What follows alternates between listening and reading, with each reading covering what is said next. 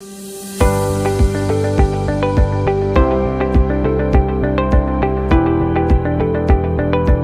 Students, कैसे आप सब लोग? आशा करते बहुत अच्छे होंगे। तो आज हम करने जा रहे हैं अपना क्लास 12 का पहला लेक्चर, जो होगा अकाउंटेंसी का इंट्रोडक्शन एंड हमारा सिलेबस डिस्कस करेंगे हम कि क्या सिलेबस में आएगा, सर क्या क्या पढ़ना होगा हमें, सर क्या क्या डिस्कशन होगा हमारा। और 11th में सर हम इतना अच्छा पढ़े आपसे, और आगे हम क्या पढ़ेंगे सर, क्या एग्जाम्पलर स्टडीज कराएंगे सर, हम आपको सारी एग्जाम्पल बेस्ड स्टडी कराएंगे। उससे पहले सर हमें ये जानने से पहले हमें क्या कितना पढ़ने से पहले हमें ये पढ़ लेना चाहिए हमें क्या पढ़ना है, व्हाट टू स्टडी। और सर व्हाट टू स्टडी से पहले हमें पढ़ना चाहिए हाउ टू स्टडी, और we should say why to study. Why to study का क्या मतलब है सर? हर चीज में आपको व्हाई ढूंढना चाहिए। सर व्हाई, क्यों, क्या फायदा होगा हमारा, हमारा क्या फायदा है सर इससे? ये जो सब्जेक्ट है हमारा, इसे पढ़ने से क्या फायदा हमारा? एक्सेप्ट दैट मार्क्स चाहिए आपको, मार्क्स सबको चाहिए, बट सर और क्या फायदा देके जाएगा हमारा? सर और क्या फायदा देके जाएगा मैं बताता हूं आपको कि ये जो अकाउंट्स है, अकाउंट्स आपका किस फील्ड में डिस्कस होगा आपका। आप अभी कॉमर्स फील्ड में आ चुके हैं, तो कॉमर्स फील्ड में सर आपको अकाउंट्स का बेस तो होना ही चाहिए, क्योंकि आप फर्दर स्टडीज के लिए अगर जाते हैं अदर स्टडीज में, बीकॉम, एमकॉम, एमबीए, सीए और sir even other studies, most of the studies में आपको अकाउंट्स डील करेगा। सर वो तो ठीक है, हमारे को पढ़ने में काम आएगा। सर प्रैक्टिकल लाइफ में क्या काम आएगा ये? सर प्रैक्टिकल लाइफ में आपको बहुत काम की चीज है ये। क्यों काम की चीज है सर ये? क्योंकि सर ये क्या डील करता है, आपका हिसाब रखना। अकाउंट्स हमारा क्या होता है? हिसाब रखना होता है हमें कि क्या हमारा पास है। अगर आप कुछ बिजनेस भी करते हो, सपोज कीजिए आपने कोई बिजनेस करा है, तो अगर आपको यही नहीं पता होगा कि आपके पास कितना माल आया, कितना माल गया, और कितना कैश है आपके पास, कितना क्या स्टॉक है, कितने की आपकी बिल्डिंग है, आपको ये नहीं पता होगा, तो आपका सर क्या होगा? और सर आपका कोई भी अगर अच्छा बिजनेस चल जाता है, उसके बाद ये अकाउंट्स बनाने हमारे मैंडेटरी है। जी हाँ सर, मैंडेटरी। लॉ हमारा प्रिस्क्राइब नहीं करता है, लॉ हमारे को ओब्लाइज करता है। ओब्लाइज सर मतलब लॉ हमारे को रिस्पॉन्सिबिलिटी डाल देता है कि हमें ये पढ़ने ही पढ़ने और ये बनाने ही बनाने हैं। तो सर ये आपका प्रैक्टिकल लाइफ में 100% यूजफुल है। तो सर वाई तो हमने जान लिया, अब सर बताओ हमें क्या क्या पढ़ना होगा। हम अब पूरा मोटिवेट हो चुके हैं, क्या क्या पढ़ना है हमें ये बता दो आप। तो सर हम आ जाते हैं अपने पार्ट 1 पे। सर पार्ट 1 में आपका क्या आएगा? पार्ट 1 पहले आप देख लीजिए, 3 पार्ट्स हैं आपके अकाउंट्स में, 3 पार्ट कवर होंगे। 60 मार्क्स का पार्ट ए है, 60 मार्क्स का 20 मार्क्स का सॉरी पार्ट बी है, और 20 मार्क्स का आपका पार्ट सी होगा। अब sir part a part b आपका रिटन एग्जाम में आएगा। जो एग्जाम होगा आपका फाइनल ईयर का बोर्ड एग्जाम होगा, 80 मार्क्स का होगा। और सर 20 मार्क्स का क्या होगा हमारा? 20 मार्क्स का आपका सर होगा project work. Project work sir ये तो हमने सुना नहीं। प्रोजेक्ट वर्क में क्या होगा? आपका एक फाइल बनानी होगी, आपको असाइनमेंट देंगे आपको के कहेंगे कि आपको एक टॉपिक दिया गया है, जिसके ऊपर आपको एक फाइल में कुछ पेजेस लिखने होंगे, असाइनमेंट सबमिट करेंगे और 4 नंबर आपको मिल जाएंगे। उसके बाद सर वाइवा। वाइवा क्या होगा? वाइवा में आपसे पूछेंगे कि आपको क्या क्या पता है। आपका ओरल एग्जाम होगा, एक सामने बैठ के आपसे पूछेंगे। सर 4 मार्क्स का होगा। तो सर हम आपको बहुत अच्छा करा देंगे, क्योंकि हमारी होती है example based study. Example based study जब आप उन्हें एग्जाम्पल देके समझाएंगे तो आपके 4 मार्क्स तो फिक्स ही है। और सर आपका 12 मार्क्स का होगा रिटन। रिटन सर ये भी तो रिटन ही है। ये सर होगा आपका स्कूल के अंदर, ये बोर्ड के द्वारा नहीं कराया जाता है। हाँ एक एग्जामिनर आते हैं, बट सर ये जो 20 मार्क्स है जनरली हमारा स्कूल हमारा इसके साथ कर लेता है, थोड़ा बहुत मैनेज कर लेता है मार्क्स के, बच्चों को अच्छे मार्क्स मिल जाए और उनके स्कूल का भी थोड़ा फेम होगा। तो सर हम आ जाते हैं अपने बोर्ड पे। बोर्ड्स मतलब बोर्ड एग्जाम जो होगा हमारा 80 मार्क्स का, ये कवरेज रखेगा। तो सर पार्ट ए और पार्ट बी। पार्ट ए आपका 60 मार्क्स का आ जाएगा। अब इसमें होंगे 3 पार्ट्स, एनपीओ, पार्टनरशिप और कंपनीज। अब सर ये जो तीनों पार्ट्स हैं आपके, ये हैं एंटिटीज। क्या है सर? एंटिटीज। अब एंटिटीज क्या होती है सर? एंटिटीज होती हैं अलग अलग तरह की ऑर्गेनाइजेशंस। जैसे सर यही है आपकी, जैसे सर एनपीओ। 11th में आपने एक पढ़ा था सोल प्रोप्राइटर। सोल प्रोप्राइटर आप पीछे छोड़ दो, जो बीत गया है वो बीत गया, अब आगे हमने चला है। तो sir NPO non profit organisation, ये क्या होता है सर? एनपीओ होता है सर ऐसी एंटिटीज जिनका प्रॉफिट का कोई गोल नहीं होता है वो प्रॉफिट नहीं ले सकती है। जैसे सर क्राई है, बीइंग ह्यूमन सुना होगा आपने, ये सर प्रॉफिट नहीं ले सकते हैं। ये क्या करते हैं, दूसरे लोगों की हेल्प करते हैं, मतलब अच्छे कामों के लिए ये डील करते हैं। तो ये सर इनकी अकाउंटिंग की क्या जरूरत है आपको, ये तो सर बहुत अच्छे लोग हैं, ये थोड़ा कुछ गलत करेंगे। सर आपको हमने कॉन्सेप्ट समझाया था स्टेक होल्डर। क्या सर, स्टेक होल्डर में कितनी सारी पार्टीज आती है, गवर्नमेंट आती है आपकी, गवर्नमेंट के बाद एम्प्लॉयज आते हैं, एम्प्लॉयज के बाद इन्वेस्टर्स वगैरह आते हैं, और भी सर बहुत चीजें आती है जो तो देखना चाहेंगे ना ये। अब ओनर्स तो इनके होंगे ही नहीं, क्योंकि नॉन प्रॉफिट ऑर्गेनाइजेशन, जब प्रॉफिट ही नहीं है तो ओनर का सवाल क्या था, जब प्रॉफिट ही नहीं है तो प्रॉफिट शेयर कौन लेगा। तो सर नॉन प्रॉफिट ऑर्गेनाइजेशन में आ गए। उसके बाद सर आपका आता है पार्टनरशिप। आपने 11th में अभी तक पढ़ा है सोल प्रोप्राइटर मतलब सिंगल, सोल मतलब सोल, प्रोप्राइटर मतलब ओनर। तो सोल प्रोप्राइटर होगा सिंगल ओनर। अब सर हमें आगे प्रो लेवल, एडवांस लेवल पे जाना है, तो सर हमें पढ़ना होगा एक से ज्यादा लोग। तो सर क्या होगा, 2 or more persons in an entity is called partnership। अब सर पार्टनरशिप में 2 या 2 से ज्यादा जने आएंगे तो हमें पता चल गया। उसके बाद सर हमें इसमें क्या पढ़ना है, ये सर पहले आप जान लीजिए, ये रखता है 30 मार्क्स की कवरेज। एनपीओ आपकी रखता है 10 मार्क्स की, ये आपकी 30 मार्क्स की कवरेज रखता है 80 में से। तो सर बहुत बड़ा कवरेज है ये।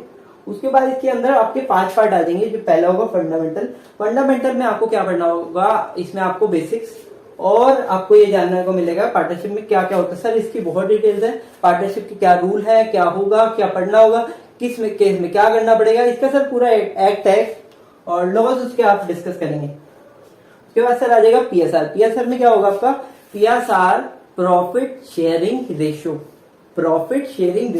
इसमें क्या होगा सर आपका, प्रॉफिट कैसे शेयर करें पार्टनर्स। अगर मान लो 5 पार्टनर है, अब उन 5 पार्टनर में कैसे डिवाइड करें प्रॉफिट को, उसे कहेंगे पीएसआर। उसके बाद सर आ जाता है रिटायरमेंट मतलब सर अगर कोई पार्टनर रिटायर होने चाहता है, उसकी सर एज की वजह से या कुछ और कंडीशन की वजह से, या पहले उसने कहा था इतनी एज में रिटायर हो जाऊंगा, तो सर उस केस में क्या होगा, डेथ के केस में क्या हो सकता है, अगर पार्टनर की अनफॉर्चुनेटली अगर डेथ हो गई है तो क्या होगा। और डिसोल्यूशन क्या होता है सर, ये इंटरेस्टिंग टॉपिक है बहुत। अगर इसमें क्या होता है सर, हमने जैसे ये पार्टनरशिप है, हमने बिजनेस को अलग एंटिटी मान के चलते हैं। अब बिजनेस एक मतलब इंसान मान के चलो आप, तो इंसान को मान लो अगर पार्टनरशिप बंद हो रही है तो उसे डेथ थोड़ा कहेंगे सर, पार्टनरशिप की डेथ थोड़ा होगी, इसे कहेंगे सर डिसोल्यूशन। मतलब बिजनेस अगर खत्म करना है, बिजनेस मर रहा है, मतलब बिजनेस को हम कैसे वाइंड अप करेंगे, वाइंड अप मतलब डिसोल्यूशन ही होता है सर, वाइंड अप मतलब कैसे बंद करेंगे हम इसे, तो उसमें आ जाएगी डिसोल्यूशन। उसके बाद अगर आपका आता है 20 मार्क्स का, 20 मार्क्स का दिख रहा है, उसकी कवरेज अच्छी है, लेकिन ये 20 मार्क्स का यहाँ इन दो में भी काम आएगा और फर्दर स्टडीज में भी आपके काम आएगा। इसमें सर क्या होगा, शेयर्स का एक चैप्टर होगा आपका, जिसमें आप डील करेंगे कंपनी जो शेयर इश्यू करती है। शेयर क्या होता है सर, शेयर होता है ओनरशिप का टुकड़ा मतलब सर ओनरशिप मतलब जैसे यहाँ 2 पार्टनर है, यहाँ से बहुत सारे पार्टनर होंगे। अब मान लो 1 लाख पार्टनर है, तो 1 लाख को कैसे कहेंगे, हमारे 1 लाख पार्टनर है, हर किसी की पीएसआर थोड़ा निकालेंगे हम। इसमें क्या करेंगे, बहुत सारे पार्टनर है और कंपनी एक अलग लॉ के अंदर इनकॉर्पोरेट होती है। इनकॉर्पोरेट मतलब सर जन्म लेती है। लॉ इसका क्या है सर, कंपनीज एक्ट 2013, इसके रूल्स भी आपको थोड़े बहुत पढ़ने पड़ेंगे। तो ये आ गया शेयर्स आपका। उसके बाद सर आता है आपका डिवेंचर में होते हैं 2 पार्ट्स। इसके 2 पार्ट्स आपको रेलेवेंट रहेंगे काफी। ये आपके अलग अलग डिवेंचर सर क्या होते हैं, डिवेंचर में आपका आता है एक कंपनी जैसे शेयर इश्यू करते हैं, शेयर में क्या होता है सर, उसे अपना प्रॉफिट का टुकड़ा देना होता है और जो लोग होते हैं उसे प्रॉफिट का टुकड़ा मिलेगा। लेकिन थोड़ा रिस्क रहता है कि अगर कंपनी को लॉस हुआ तो हमें भी लॉस होगा। लेकिन डिवेंचर्स के केस में ऐसा नहीं होता है। डिवेंचर्स के केस में क्या होता है, आपको एक फिक्स इनकम मिलती है, मतलब जैसे एफडी हो गई आपकी, कंपनी एक परसेंटेज ऑफ शेयर उठा लेती है, लोन ले लेती है एक किस्म से लोगों से, तो उसके बदले कंपनी मान लो 8% अगर देना चाहती है तो 8% पब्लिक को दे दी, जनरल पब्लिक को। तो सर कंपनी को क्या फायदा हुआ, प्रॉफिट कम गया, लोगों को क्या फायदा हुआ, रिस्क नहीं है हमारा कि लॉस ना हो जाए। तो सर दोनों तरफ से विन विन सिचुएशन है। और सर 20 मार्क्स की आपकी कवरेज रखेगा। तो सर क्या हो गया पार्ट ए में, एनपीओ 10 मार्क्स, पार्टनरशिप 30 मार्क्स और कंपनीज 20 मार्क्स। उसके बाद सर आपका आ जाता है पार्ट बी में फाइनेंशियल स्टेटमेंट एनालिसिस और कैश फ्लो स्टेटमेंट। इसके अंदर सर क्या आएगा आपका, ये सर होगा आपका 20 मार्क्स का, 20 मार्क्स की आपकी कवरेज रखेगी, जो काफी अच्छी कवरेज होती है, 1/4 आपका बोर्ड में बैठ गए 25%। तो सर इसमें क्या आता है, फाइनेंशियल स्टेटमेंट एनालिसिस। ये सर क्या होगा आपका, ये आपको एनालिसिस करना पड़ेगा, ये आपका प्रैक्टिकल लाइफ में बहुत काम आएगा। आप अगर जॉब देखने जाएंगे तो बहुत काम की चीज है ये, और सर आपको ये आगे फर्दर स्टडीज में भी बहुत हेल्प करेगा। तो सर इसका मतलब क्या है ये बताओ आप, फाइनेंशियल स्टेटमेंट एनालिसिस नाम से समझा करो, इसे नाम को तोड़ के समझा करो। सर कैसे, फाइनेंशियल स्टेटमेंट आपने पढ़ी थी 11th में। फाइनेंशियल स्टेटमेंट क्या होती है, बैलेंस शीट, P&L और कुछ अकाउंट। तो ये जो फाइनेंशियल स्टेटमेंट्स हैं इसका आप एनालिसिस कैसे करते हैं, एनालिसिस मतलब सर ये रेशियोज के बेसिस पे होता है, परसेंटेजेस में डील करते हैं। मान लो अभी आपका कैपिटल इतना है और उसके बाद आपको इतना हो गया, या फिर आपकी कैपिटल इतना है, डेट इतना है, मतलब शेयर कितने आपने जो कर रखे हो डिवेंचर, उसकी रेशियो क्या है, क्या होनी चाहिए, क्या पिछले साल थी, कंपेटिटर की कितनी है, ये सब आप इसमें डील करेंगे। उसके बाद सर आ जाता है cash flow statement. Cash flow statement मतलब सर आपको नाम से फिर से समझना है, cash flow statement. Cash flow मतलब कैश कैसे फ्लो करता है, कैश कैसे जाता है, कैश कैसे आता है, तो उसे कहेंगे हम सर कैश फ्लो स्टेटमेंट। तो सर ये आपका हो गया सारा 12th का कवरेज, आपका क्या क्या आपको पढ़ना होगा। सर ये आप एक बार नोट कर लीजिए पहले, या इसका स्क्रीनशॉट ले लेना। तो सर एक बार बोर्ड के आपको पूरी कवरेज दे देता हूँ, सर आप नोट कर लीजिए।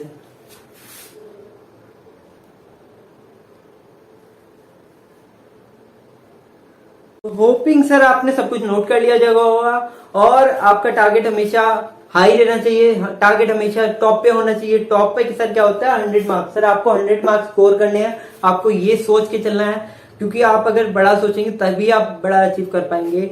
और सर देखते रहिए हमारी वीडियोस को, और हमारे चैनल को और प्यार दीजिए, फ्रेंड्स के साथ शेयर कीजिए, एंड सर लाइक कर दीजिएगा हमारी वीडियो, सब्सक्राइब भी कर लीजिएगा, और एक नोटिफिकेशन आ रही होगी उससे भी सर ऑल पे क्लिक कर ही देना आप। तो आज तो सर ये हो गया हमारा सारा आज का डिस्कशन। नेक्स्ट क्लास में मिलते हैं आपसे। So stay happy and stay healthy, bye for now. तो सर ये आपने अब तक नोट कर लिया होगा आई होप। तो सर अब हमने ये जान लिया क्या हमारा सिलेबस होता है, हमने ये भी जान लिया हमें ये पढ़ना होगा। तो सर अब हम जो पढ़ेंगे उसे हमें सर पूरे ढंग से पढ़ना है, मन लगा के पढ़ना है। और सर हमें ये जो सारा सिलेबस है इतने ढंग से कर लेना है। आपका टारगेट होना चाहिए हमेशा ज्यादा, टारगेट ज्यादा होना चाहिए, मतलब सर टारगेट आपका हाईएस्ट होना चाहिए। कितना होना चाहिए सर, ये होना चाहिए आपका टारगेट 100। सर 100 हमारे तो आज तक नहीं है, कुछ स्टूडेंट से नहीं आए होंगे चलो, लेकिन सर हम आपको एग्जाम्पल बेस्ड स्टडी करा के 100 मार्क्स लाना आपका कोई इतनी बड़ी बात नहीं है। तो सर अब अगर आप 100 का एम रखेंगे तो 90 तो आ ही जाएंगे, ये समझ के चलिए। जो मीडियोकर स्टूडेंट है वो ये सोच सकते हैं। बाकी अगर आपके अच्छे मार्क्स रहते हैं, आपका एकेडमिक स्ट्रॉन्ग है, तो आप 100 मार्क्स एम कर सकते हैं हमारे स्टडी